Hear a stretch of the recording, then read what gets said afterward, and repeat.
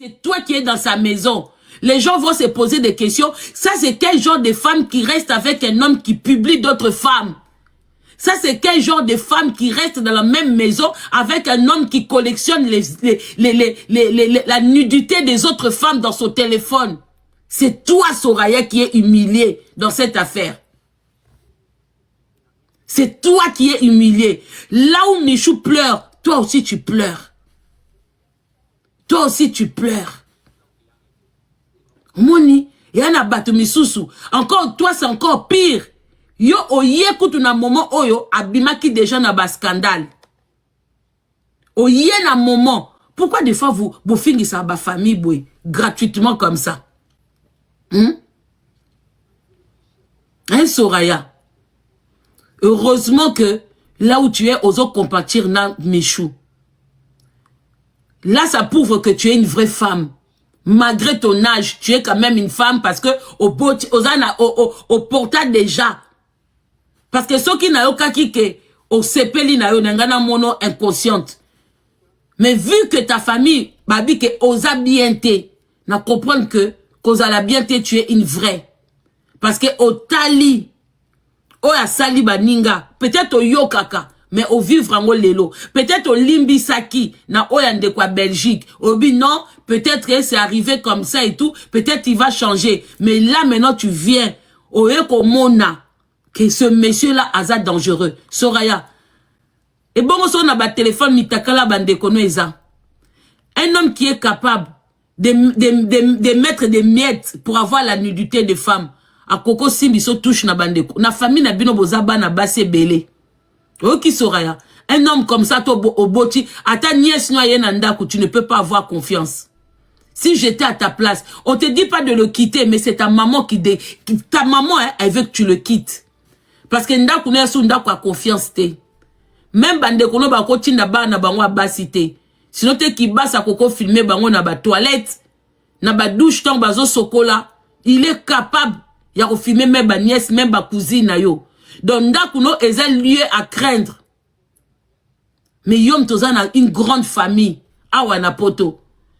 Avec tout ce que ton homme fait, ndeko ni nango ya yo ya mwasi, à cause de la confiance à Kibasa. Kibasa za capable ya ke kolinga pe basi ya ba cousin na yo, a mise mbongo, pour azwa mitakala na bango, comme ebi ke na famille no balinga kete. C'est un mec très pervers. On comprend Soraya. Mais non, moni siko komi. Au moni siko komi. On comprend maintenant pourquoi bande comme ça ba ekiliba la noter.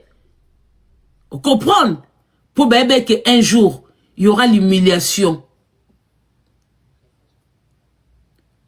Ba forme qui basa ba kosa ba makamba boité, c'est honteux. Na ba forme oyaza nangwana. Mobalo atambongo ndambo oazo kezwa na pasi na kimuyibi e ko pese valeur te. Ate lambe respecta nzoto nete, atambongo pe ezo respecter, a respecter tambongo na poche nete. Au Monique, il n'y a pas que Michou qui pleure. Soraya.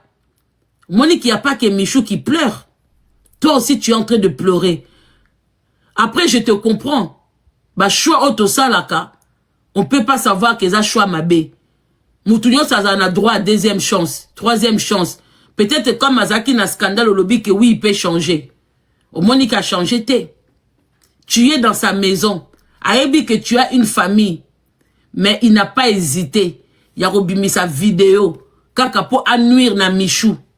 Kaka pour nuire na Matalana. Pour ayoki ke Michou le kanzela Matalana. A sepelite ke Michou le kanzela ya patron na ye.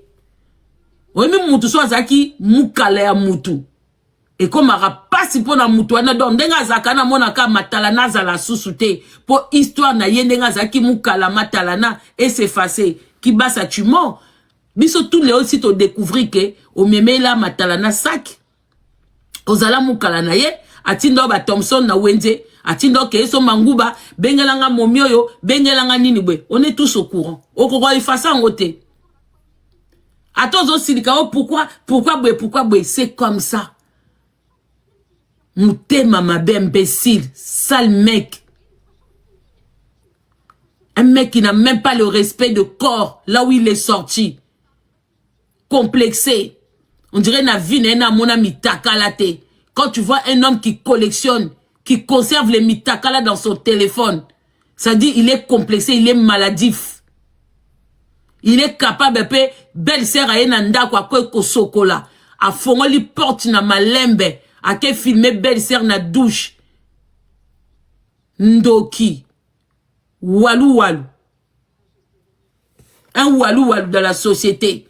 Après, bah, bengepe boss. Quel genre de boss? Sans valeur.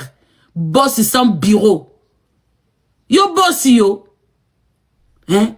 C'est que qui boss est koufa. Hein? Na batongo ba benga ko boss. Qui boss est koufa. Hein?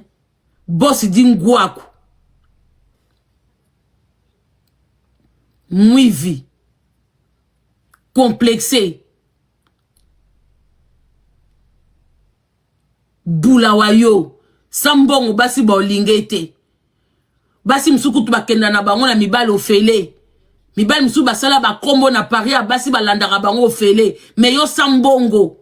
Magembongo kutu kombo ezo kokofanda te. Il faut scandale kapo kombo ya. Ni na ba dédicace kombo efanda te donc tu profites derrière basi pour obimisa kombo na yo. Yuma Toro. Très yuma ces gars-là. Qui simbi. Bolimbi Sanga, je respecte les hommes. Mais quand un homme commence à jouer avec les femmes comme ça, il ne mérite pas le respect. Que personne vienne me dire ici, Mama Congo. Parce que même en ce moment, sa femme Soraya pleure. Alinga Sambu, sa na famille, oh, kutuba sepela na yote. Mais ce qu'on yebi kozaka no prédateur, que tu es complexé à ma soko abasi. Koke na ozo engagement na ba famille abatute. Pour ko Sambu sa bango. Oyoki. To biba na biso na mibala bandumba meke mo bala bandoko. Se ave mitaka la boy. Na communauté. Yake toi. Boss dingwaku. À un moment, na communauté, biso bataba réseau, il faut arrêter, hein. Moutakabelio 100 €, boss. 200 €, boss. Na moutokwa djibi boko misi boss. Ye moko abenga matala na boss, ay boko misi susu ye boss. Na ba mikala boko moko misa bango ba boss na réseaux sociaux. C'est des conneries. C'est à cause de vous que azozwa mitakala abana batu na ba téléphone. À cause de vous, ya kwa benga ba sendi ba boss. Nde batu bazo kantia kaza ba boss a solo, ba fi bazo tomber na ba piège. Hein? À cause de vous, ba collègue na biso misusu. Hein? À cause de vous. Na isika obenga mutu boss ezate. Mais na mboka na biso toza na ba boss it. So botangi pe na ba boss ya mboka na biso, bokotia kibasa. Hein? Botia walu walu. Hein? Botia walu walu. Botia ye. Vraiment. Na liste à ba boss ya RDC. Pourquoi moi pe bosambu sarabiso? Heureusement pe tolo baba lingala. Hein? Heureusement tolo baba lingala makamso yeba na te. Pour na ba communauté mususu ba koko pese bisote. Soto bo komi ko bimisa ba boss lokola ba walu walu. Hein? Ba communauté mususu ba pese bisote. Hein? Yoko ba boss ngona mboka na biso basili. Hein? Basili ba boss. Likamke kaka ozuka moi 50 € par mutu. Boss. Ozu moi 10 €. Boss. Ozu moi loko bwe. Boss. Hein? Pourtant ba mboka mususu soko yoki kombo penza ozo sentir que ba 5000 ezo pesa makuna. Ba 10000 ezo pesa makuna. Biso kaka soki mutu. Et puis batona bazaka na bango ba tantôt plus tôt. Baza ba ni ba chef d'entreprise. Baza ba Bruno Mata dite. Tozana ba chef d'entreprise oso ke luka musala a pesio musala ozu fiche de paye. Okepe ko komisa sope musala de katani okepe na France Travail au commissi. Voilà les boss qu'on a. Quelqu'un qui peut t'apporter un travail. Batu o de la communauté na biso toza ke soki problème yeli yo. Okoki kokenomo na ena ana besoin papier boy na ana besoin et papier ngo pesa ya faute so kokena ngo pe na préfecture balobano voilà toza na bango ebele na ba société na ba awawa même na ba poto toza na bango ebele ba msusu bolibisa nga pour ba kombo na bino peut-être na ezate mais boza ebele Siko boy sanga boss ni nango ya babela wana. Même matalana na bino. Pour nga za boss cité. Matalana na bino wana pe. Aza boss cité. Aza boss cité. Ba boss sans bureau, sans comptoir. Hein? Business à malonga to mona kate. Bango baza ba frapper. Ba boss eza lokola bandeko na biso ya Londres, hein? Bandeko na biso à Londres wana ona sakine émission. Ba travailler ba tonga ba nini bweto mona. Toyoka bango na likambo ki muyibite. Ba boss eza lokola Claude Poto na Londres. Ba boss eza lokola ba vieux o alata lokola mwana mwasi oyo. Mazana mwana mwasi te. Bango wana ba tozo mona penda ke mbaye ba sala misala, ba travailler, ba créer ba entreprise. Ba pesa ba tu misala. Voilà ba boss.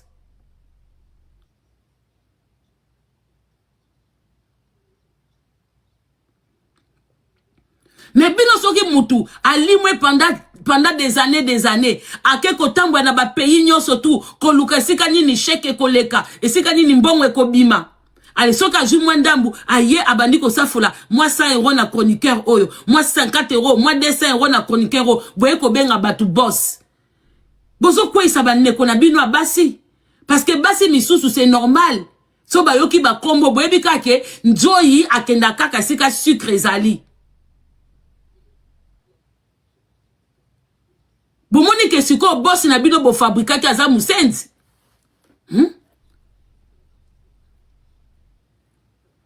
Ouais, ba sous les kauka, bo tata ba sous les kauka oh ba boss. Hein? Et sika bo tanga ba boss a solo, boke ko tia na musenzi oyo. Boke ko tia musenzi oyo.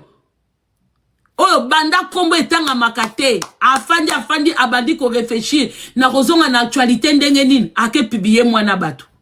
Wana boss. Hein? Boss a musenzi boy. Hein? Boss a musenzi.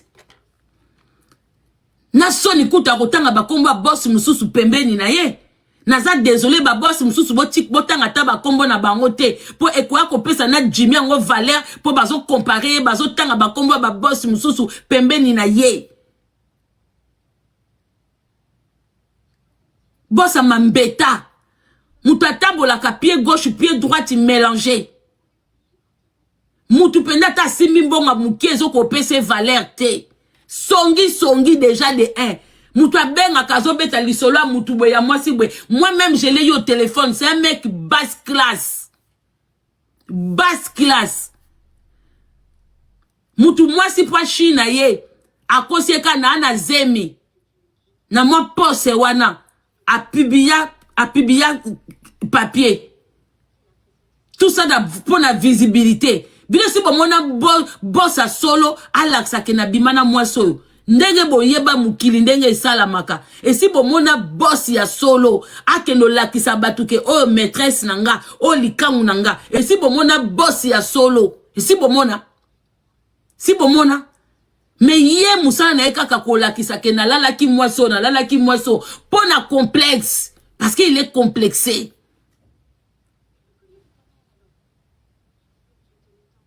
Musenzi tanda zo gratter Michou siki succès tanda nga lingi batia kombo na pembe na Michou pendant koza na mwasi na ndaku mais ozo kende ko gratter Starmania donc ezo sala e bien pervers que tu es. Ezo sale bien sika fandi wana bazo tanga komone pembeni ya Michou alobi oui nazui succès dingwako. Hein? Ndeko moi si dans l'avenir hein, ozala bande kwa basi basala vie. Ozala bande kwa basi ba yebani na Paris basala vie. Boyoka pe conseil. Moi ça qui basa na ndaku. Boyoka pe conseil.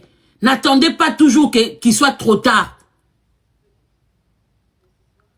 Yo pozo le lati. Mais moutaka les a yote mais son le lati yo. C'est normal. T'as la journée mo bimbo télémisi famille. Donc vraiment la famille, bato bien surtout oyo, bocha na binoka ki basa na miniature na famille na ye. Ne touchez même pas la famille de la femme parce que famille na balinga na bango ki basa te. Bandeko nyonso tu oyo, bo sepe na comportement ki basa te. Bo tia ki basa, papa na bango, mama na ye, bandeko na ye. Bo luka famille ye moko ki basa. Côté mwasi, balinga kana bango yete. Ebele pe baya na bango libala wana te. Baya na bango te. Donc bo épargner famille ya batu. Bo épargner na mama ya mwasi po na minute oyo, ba sepeli te. Baza derrière Michou. Tant que ndeko mwasi, ba sepeli na bango na comportement oyo te. Je parle à l'air, non. Je ne mens pas. Je viens de parler na une de leurs responsables de leur famille. Bazubaoki mawana o asali Michou et ba pesi Michou ba encouragement. Babi, ne te laisse pas faire. Ne te laisse pas aller. Ni dans ta vie privée, ni dans ta vie professionnelle. Prends la force. Il n'en vaut pas la peine.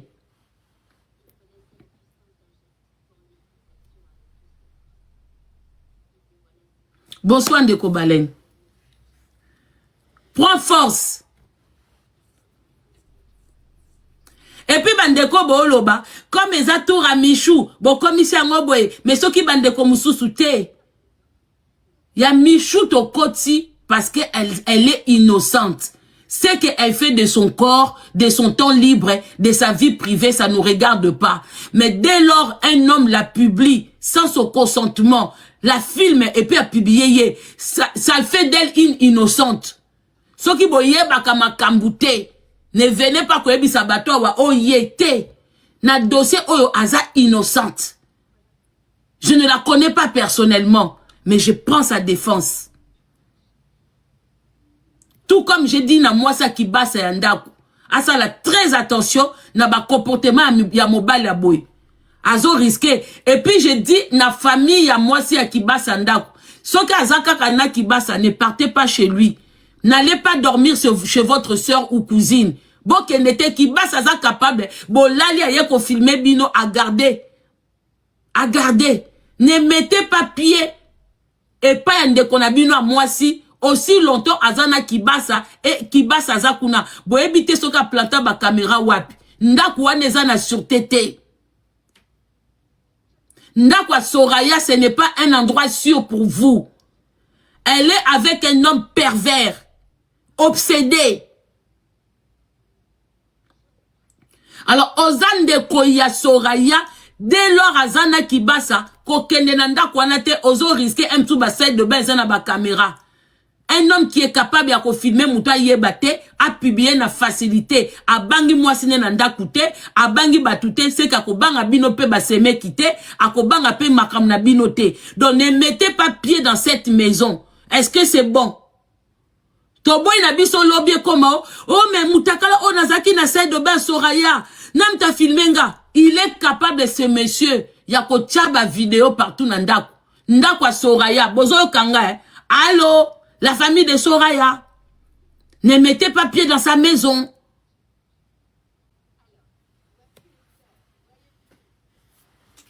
Voilà.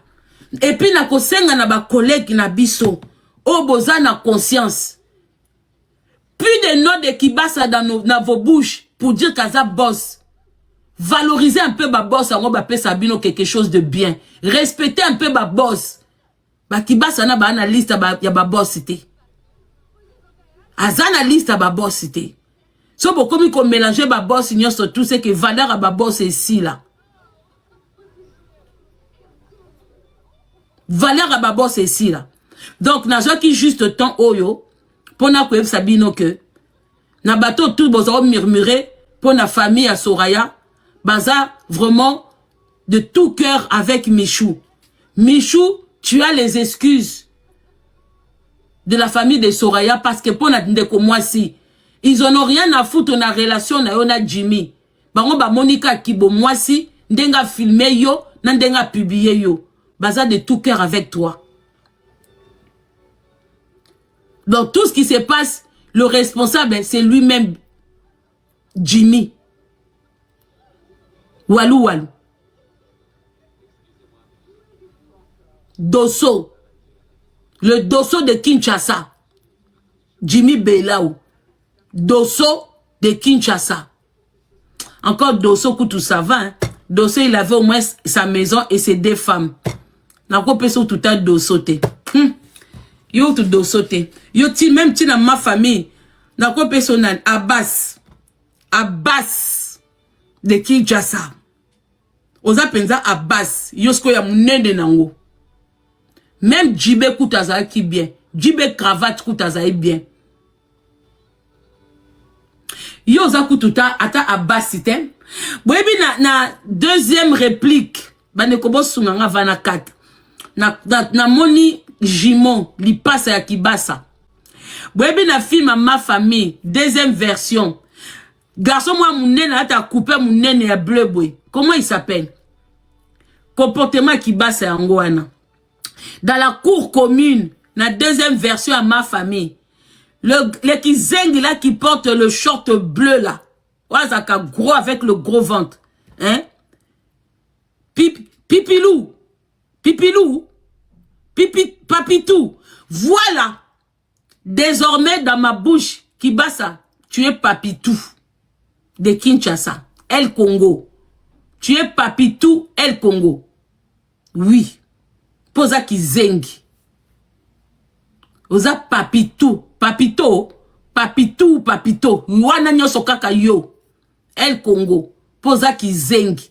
Pour mobala solo. Akosa makambo salate. Denguerie. Même les vrais hommes. Ba sekayo. Ba vrai mibadi. Ba seko. La honte de ça. Zana Matilo 2 personnes, hein. Zana Matilo moi 2 personnes. Même mibadi na minito. Bazo sekayo makas. Zo comprendre. Mata moi mobalo akenda ko gratter ba succès baninga. Akanisa ozwa succès ya akanisa kozwa succès ya Michou.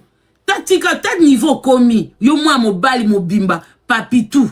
OK kozwa ozo luka succès ya mwana mwasi. Ozo kende ko coller mwana mwasi pozwa succès na sima na e. Eza Sony hein Papitou. Sony dinguerie de ça. Hein? Papitou, eza Sony, hein? Et Sony pour toi, Papitou. Et Sony. Un homme, soi-disant, ozo kokole moi na mukie bongo ya mwasi. Pour que no tanga combo na ye. Pendant qu'on a mwasi na ndako. Une belle femme, hein?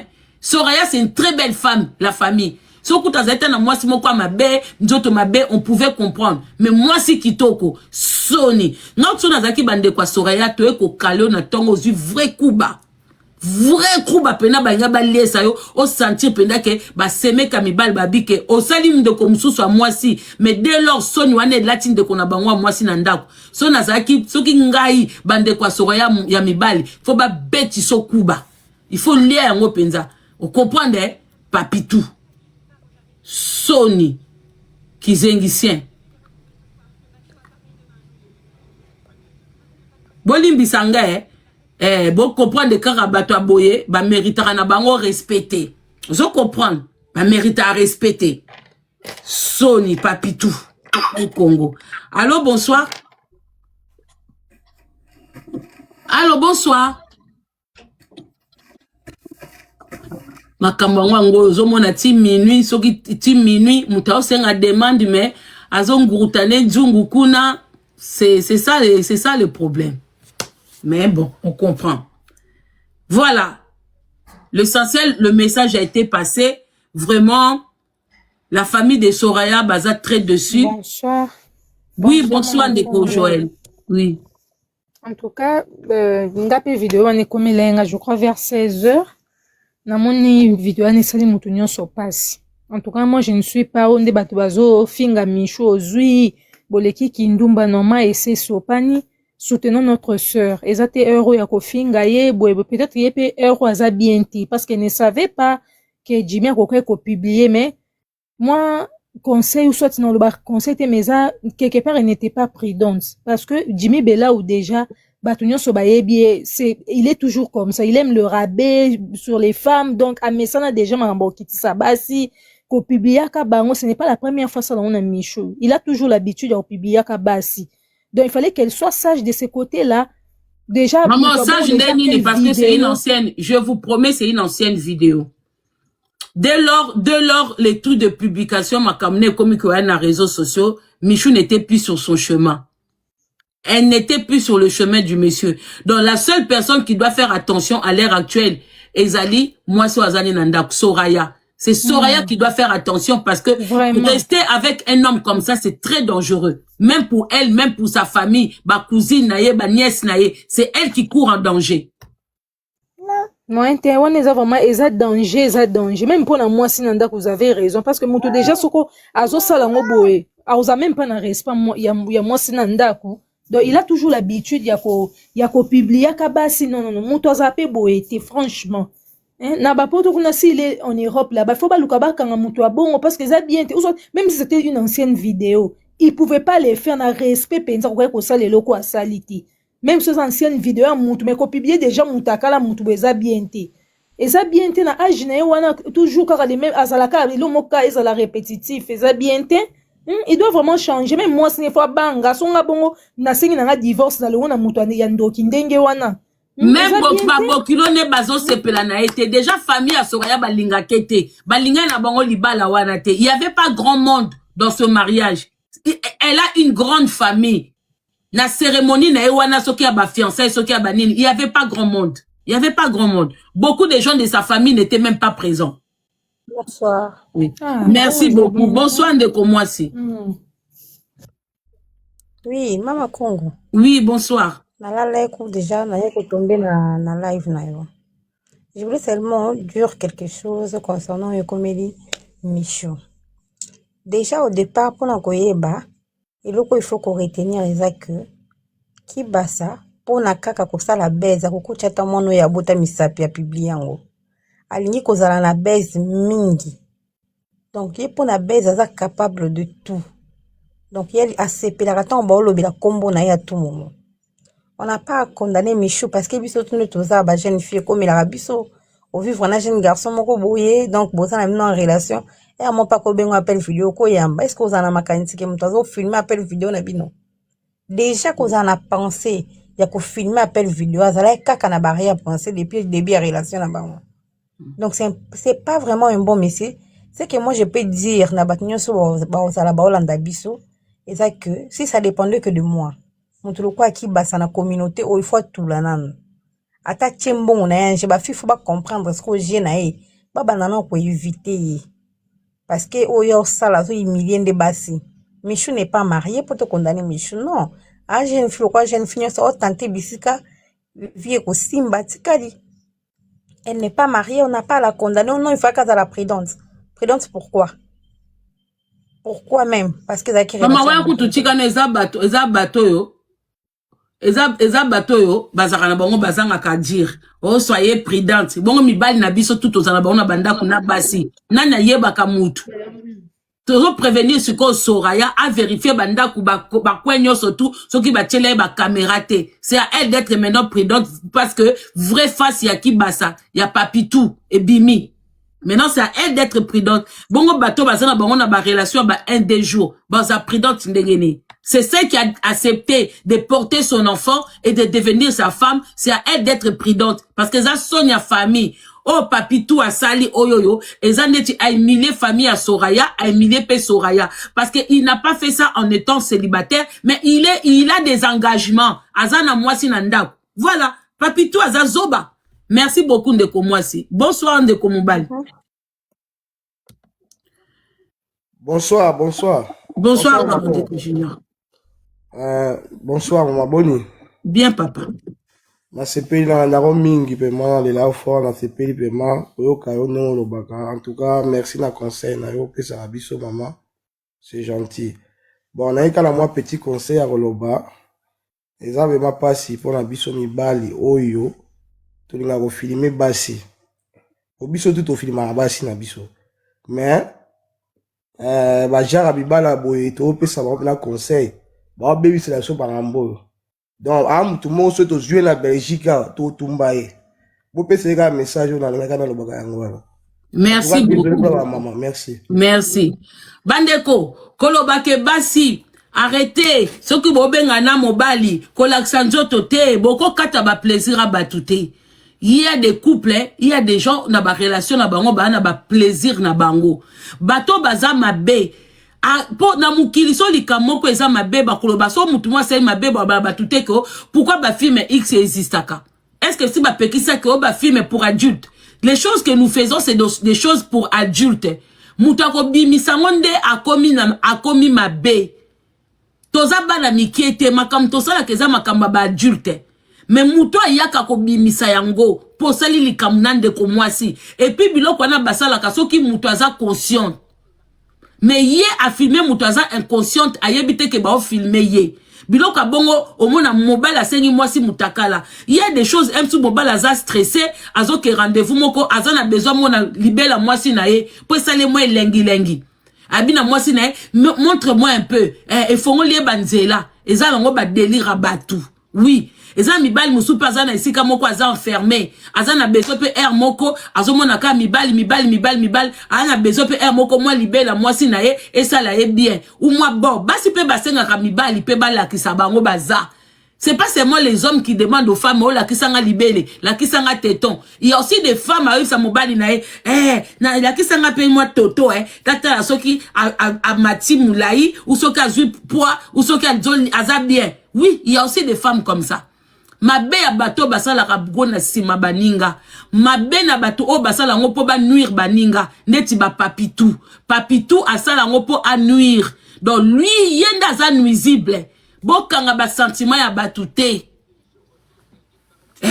Basi misusu ki mobala za na voyage a koumela. Alingi mobala bossa na été.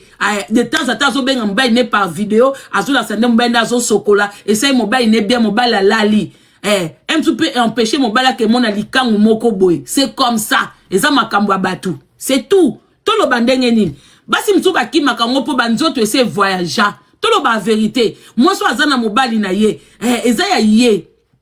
Ana nzoto na bien. Alinga laksa mobali ne akola kisa. Mibali misupe ba ki ma ba video. Neti ki basa ki ma video po azana nzoto bien te. Azape na toto ya kitoko te. Ana lika ya kitoko te. Lika mobile ya papitou eza mabe. Donc ye moye basi basenge mutakala akokoka te. Ki basi emona na même na maillot de corps. Na boxer aza kitoko te. Mais on ya senga kabasi. Mais mabe na ye parce que ya sala kango batu ba yebite. Po aza faux Joe. Po vrai Joe la kisa mwasi ke. Nazo filme yo po air moko. Na mi benda. Na mi boaka mai. Oui. Follow baka faux Joe. Ozo comprendre. Papitou. Sonia mobali. Tout repende za souka na yo. Vous comprendre? Et puis je vais demander à Michou. Michou plein te kou fakate. Mouta konsote ko Papitou aza na relation d'ingwaku ezate. Na Kinshasa na kaka Fanny c'est déjà plainte. Un jour quand il mettra pied là-bas, ok la moussa plainte wana. Ba keye kumba. O ba Jean Robert Koutou ba reta bango. Pourquoi pas? On se comprend. Et oyaka pe poto, yako bebi sa makambu. Fundano nous vivons. Kaka ndengo yaka poto noana, n'importe quel commissariat, ozu photo na ya li bandi. Ok ko fandi selaye. Kolandarate ko plainte fausse na identité mutu. Fandi sa nandenga publier yo. Nandenge to sali ba vidéo poto lobelaye. Je le dis en français comme ça tu n'auras pas du mal. Coupe juste cette partie-là. De ton séjour. Ici en France, tu vas dans n'importe quel commissariat, tu portes plainte au monsieur au nom de Jimmy Belaou. Nous, à la communauté, on le connaît sous le nom de Jimmy Belaou. Si dans son identité, il a un autre nom, un autre prénom, ça, ce n'est pas notre affaire. Mais tu peux lui porter plainte. Peu importe le temps que ça va prendre. Dès lors que tu mets tes pieds ici en France, n'importe quel commissariat, Michou va déposer plainte contre lui. Il n'a pas le droit. S'il a une adresse ici, il sera interpellé. C'est condamnable ce qu'il a fait. Tu le fais à Kinshasa et tu le fais ici en France. Même en Belgique, partout où tu seras en Europe. Oh, il est censé être là. Parce que des fois, que nous avons ma copine en Belgique. Fandi Selaye. Jimmy Belaou, ce sont des gens, ce sont des trafiquants. Donc, ça veut dire que quelque part, il est connu. Soka Yebanite va tout dire au commissariat. Moutalo Banote, non, c'est pas, ça se fait pas. Ça se fait. Il a voulu te nuire. Alors, rends-lui le pareil. Lui, il a voulu te nuire. Alors, toi aussi, tu fais la même chose. Tu es dans tes droits. Des fois, il séjourne en Belgique. Va en Belgique. Tu déposes plainte. Et tu viens en France. Même si ça prend 2 ans, 3 ans, fais-le quand même. Fais-le quand même. Comme ça, un jour, le côté na botel, wana sika kako futa na ba carte mbata, et sika yaka uchi kosala nini, comme ça, bilo connaît tout ekobima. Ndoki mutuma be, na communauté. Yango succès peso boya yo papitou. Voilà la famille, merci beaucoup. Moi, tout ce que je voulais dire, merci na bande konyo sobo soutenir ndeko mwasi. Bolo bate ko na tour ya Michou, soki baninga mususu kindumba, non, mélangeons pas les choses.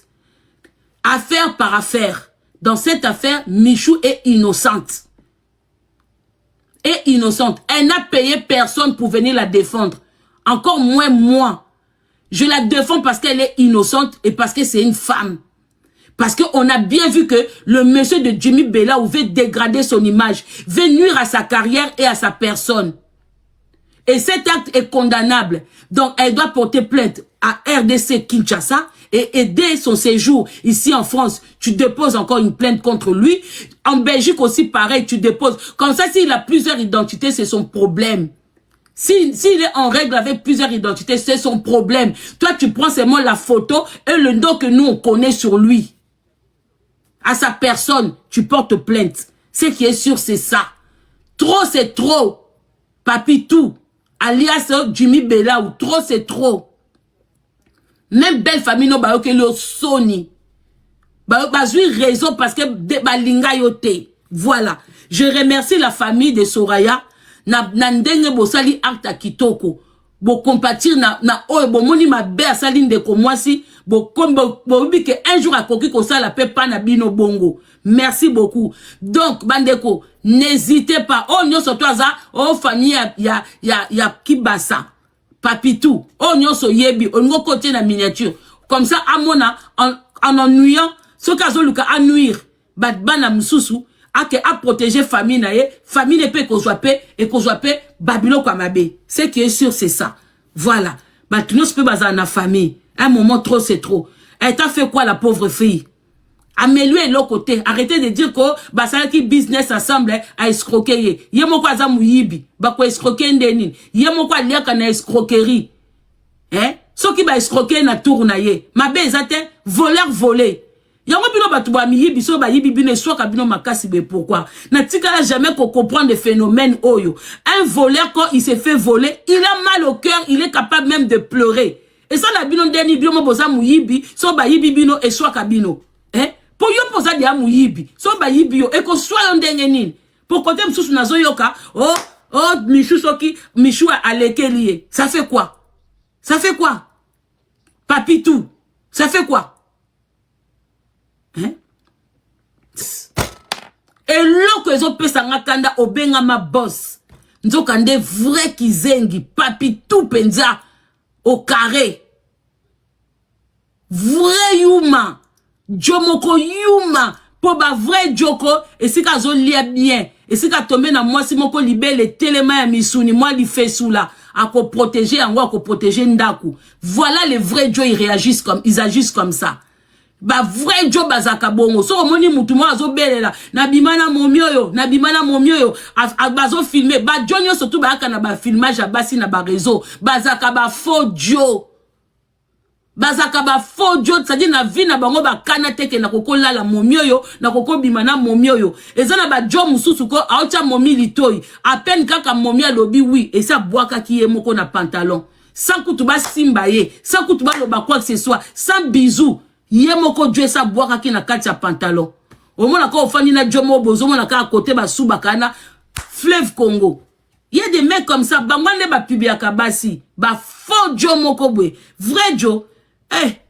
Vrai jo kutata momine nanda kwa kangiye na infidélité bandima ate ako wangana Soraya wana mobile enfanda na été Sony makasi demande pardon à ta famille Soraya tu dois demander pardon aux membres de ta famille parce que mbali bosonde na ebeli famille na bino yom to na mobile Sony na réseaux sociaux ba tutu bazana bona ba problème na ba couple na bango. Mais c'est la première fois na famille na bino yom tu na mobile ya degré ya dimension ya Sony ya yo penze dépassé mobile moko azoluka succès mazo zoate azo luka sise na ba forme nyonso to azo zwate so na kuta na occasion likamno ki basa papitou na limbi sote zo comprendre so na kuta ni na occasion moko likamna yo na ko limbi sote zo comprendre succès boya nzoto tamutu baku zela pour l'instant non a décollé au bien te pour batu tout bazo joyeux donc moi to décoller le bien zate to beta non ba taxi ka na aéroport mais kaka susu na buzoba okomona non te décoller le yote to za kaka na se okase nini ozwa succès touro okanisa ki to banda kwa ko tchabino ka ba genre bato aboye na binemi na batu toyoka na te mutu moko yeka susu na buzoba loba oza na raison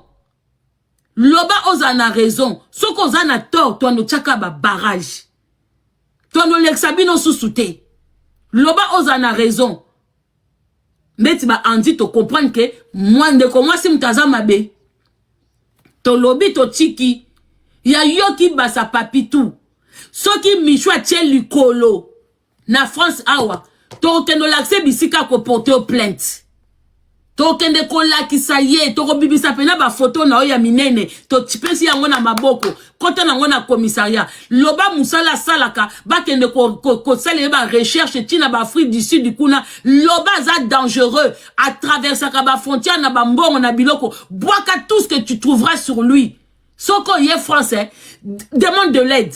On va t'accompagner gratuitement sans rien te demander. Comme ça, misusu obo chikali. Commencez à venir avec la nudité des gens ici.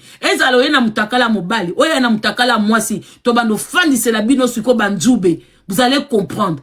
Surtout si vous avez des réseaux sociaux à biso. Le bas en a tort, hein. Le bas en a tort. Parce que vous sakana qui n'a battu trop.